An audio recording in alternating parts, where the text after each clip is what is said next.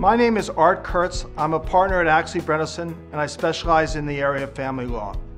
I want to discuss 5 questions that are frequently asked of me in regards to child placement issues. The first question is there a legal presumption in Wisconsin that placement should be 50-50? The answer in Wisconsin is no. A court determines physical placement on a case-by-case basis and to determine the child's best interest. However, the court shall set a schedule that allows a child to have meaningful periods of placement with each parent and to maximize the amount of time they spend with each parent. A second question that I'm frequently asked is, when does a child get to decide with whom they will stay and when? The answer is never. However, the wishes of a child is a factor the court must consider in determining the placement schedule. However, in order to provide that information, it comes through a guardian ad litem or another adequate professional. A third question is, does the fact that one parent was the primary caregiver during the marriage mean that parent will automatically be awarded primary placement? The answer is no.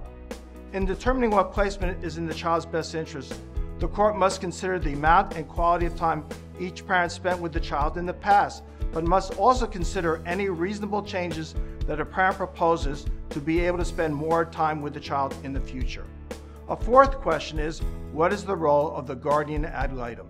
The guardian ad litem is an attorney that is appointed to be the advocate of the child's best interests. While a guardian ad litem must consider the wishes of a child, they are not bound by those wishes.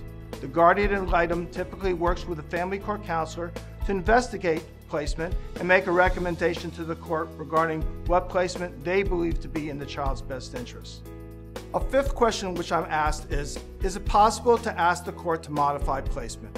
And the answer is yes.